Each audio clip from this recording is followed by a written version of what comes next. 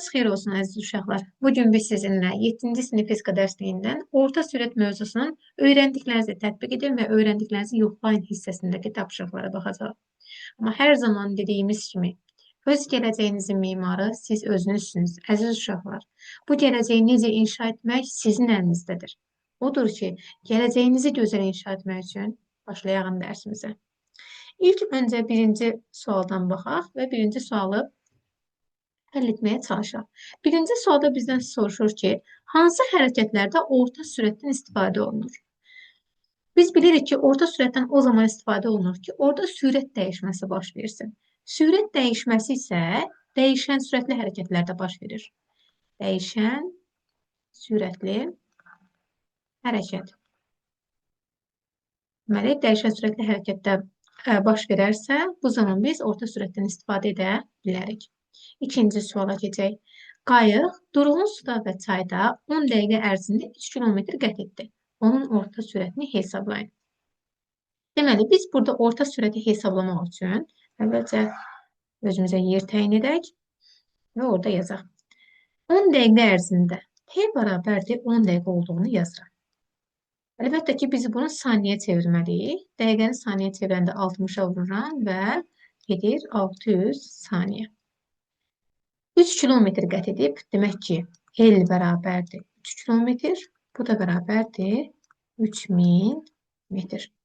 Onun orta sürətini hesablayın və orta bərabərdir sual işarəsi. Biz bilirik ki, orta sürətin düsturu nədir? V orta bərabərdir L ümumi bölünsün T ümumiyə. İndi burada da bizdə ümumi yolun uzunluğu 3000 metrdir. Böləcəm 600 saniyəyə. Edəcək. 3000-i də 600-ə böləndə 5 metr bölünsün saniyəyə. Tapdım ki, orta sürətim 5 metr bölünsün saniyəyə bərabərdir. Və üçüncü suala keçək. Üçüncü sualda deyir, qartal 15 metr bölünsün saniyə sürətlə yüksəkliyə qalxdı və ov üçün 75 metr bölünsün saniyə sürətlə yerin səthinə şığıdı. Onun qalxdığı və endiyi məsafələr eyni olarsa, orta sürətini hesablayın. Əvvəlcə uşaqlar məsələni başa düşəyin. Deməli, qartal əvvəlcə yer səthdən yuxarıya doğru qalxıb. Yəni, burada göstərək, yuxarıya doğru qalxıb, nə qədər sürətlə? Qalxıb buradan göstərək. V bərabərdir 15 metr bölünsün saniyəyə. Bax, yuxarıya doğru qalxdıqdan sonra hələ bu məsafədən də 75 metr bölünsün saniyə sürətlə enib. Fikir verin uşaqlar, qartal yuxarıya qalxdığı məsafə ilə endiyi məsafə bir-birinə bərabərdir. Demək ki, bunun yolları da bərabərdir. Və biz öyrənmişik ki, mövzu izahından. Əgər yollar bərabərdirsə, bu zaman orta sürətin düsturu nə olur? V orta sürətin düsturu bərabərdir. V orta 2V1 vurulsun V2 bölünsün V1 üstələnsin V2. Yəni, bu şəkildə yazırıq. Onda verilənləri yerinə yazsaq, bax, bunları yenə də ifadə edirəm. V1 bərabərdir 15 metr bölünsün saniyəyə. V2 də bərabərdir 75 metr bölünsün saniyəyə. V ortamızı soruşurdu bizdən onsuz da. V orta bərabərdir. Mən düsturu müəyyənləşdirdim. Dedim ki, əgər yollar eynidirsə, mən bu düsturdan istifadə edəcəm. Gətirib yerinə qoyaq uşaqlar. 2 vurulsun. V1-imiz 15-dir. V2 də 75-dir. Böləcəm. 15 üstə gəlsin 75-ə. Bərabərdir. 2 vurulsun 15, vurulsun 75, bölünsün. 15-in üstünə 75 gələndir 90. İxtisarlarımızı aparaq. 2 ilə 90 gedir. Aşağıda 45 qalır. Deməli, 15 ilə də 45, 3 ilə də 75, burada qalır 25. Tapdım ki, orta sürət 25 metr bölünsün saniyəyə bərabərdir. Yəni, bu şəkildə biz orta sürəti hesablamış olduq. Belə. Deməli, buradan biz nəyi öyrəndik? Öyrəndik ki, əgər yollar eynidirsə, bax, qalxdığı zamanda, indiyi zamanda getdiyi yol eynidirsə, mən orta sürət üçün bu düsturdan istifadə etmiş olacam. Keçək növbəti məsələlərə. Növbəti məsələdə bizdən soruşur ki, Öyrəndiklərinizi yoxlayın hissəsidir. Azər evdən avtobus dayanacağına getməyə 2 dəqiqə, oradan isə avtobusla məktəbin yaxınlığındakı dayanacağa getməyə 7 dəqiqə vaxt sərf etdi. Onun bu müddətdə 5,4 kilometr yol qət etdiyi məlum olarsa, orta sürətini hesablayın. Özə cavabı metr bölsün saniyə ilə hesablamalıyıq. İndi biz əvvəlcə özümüz üçün burada yer ayıraq. Biz əvvəlcə məsələni dərk etmək üçün verilənləri şərt şəklində sxem olaraq göstərək. Tutaq ki, Azər bax bu məsafəni getməlidir. A və B nöqtəsinə qədər gəlib çatmalıdır. Azər evdən avtobus dayanacağına getməyə, yəni avtobus dayanacağı da burada C nöqtəsində olsun. A nöqtəsindən C nöqtəsinə gəlməyə 2 dəqiqə vaxt sərf edib. Yəni buradan yazacağım onda T1 bərabərdir 2 dəqiqə. Oradan isə avtobusla məktəbin yaxınlığındakı dayanacağa getməyə, yəni C nöqtəsindən B nöqtəsinə gəlməyə 7 dəqiqə vaxt sərf edib. Yazıram buradan T2 bərabərdir 7 dəqiqə. Və deyir ki, onun bu müddətdə getdiyi 5,4 kilometr yol olarsa, yəni bu Azərin ümumən A nöqtəsindən B nöqtəsinə qədər 7,5, xeyr 7,5 yox, 5,4 kilometr yol gedərsə, 5,4 kilometr yol gedərsə, deyir ki, orta sürətini hesablayın və orta bərabərdir sual işarəsinə. İndi biz verilənlər əsasında orta sürəti hesablayaq. Əvvəlcə burada uşaqlar 2 dəqiqə deyir, biz çevirək saniyəyə, 2-ni vurmalıyam 60-a, bu da edəcək 120 saniyəyə. 7 dəqiqə deyirsə, 7-ni vurmalıyam 60-a edəcək 420 saniyəyə. Və burada elimizi də verib, el də bərabərdir 5,4 kilometr. 5,4-ü minə vuranda edir 5400 metr. İndi orta sürətimizi hesablamaq üçün orta sürətin düsturu nəyə bərabər edir? El ümumi bölünsün T ümumiyə.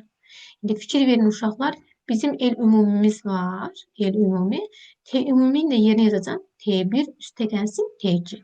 Yəni, bax, buradakı zaman üstə gəlsin buradakı zaman. Gətirək, qoyaq yerinə. Və orta bərabərdir. El ümumimiz nə qədərdir? Bu 5400. 5400 bölünsün. T1'in də yerinə yazacağım. Bax, buradakı 120 saniyə. 120 saniyə. Üstünə gəlsin. T2'in də yerinə 420 saniyə. 420 saniyə. Bərabər edəcək. 5400'ü böləcəm. 120 üstünə 420 gələndə eləyir 540. İxtisarlarımı aparsam, deməli 10 metr bölünsün saniyə olduğunu tapmış olacağım. Deməli, orta sürətimiz nə qədər imiş? Və orta bərabərdir 10 metr bölünsün saniyə olduğunu hesabladıq. İndi keçən uşaqlar ikinci tapşırığa. İkinci tapşırıqda deyir, orta sürət 10 metr bölünsün saniyə olan velosipetin və orta bərabərdir 10 metr bölünsün saniyə olan velosipetin 12 saniyə ərzində T bərabərdir 12 saniyə ərzində. Getdiyi yolu hesablayın. El bərabərdir sual işarəsi. Adi düsturdur yazaq və orta sürətimizin düsturu el bölünsün T deyildi.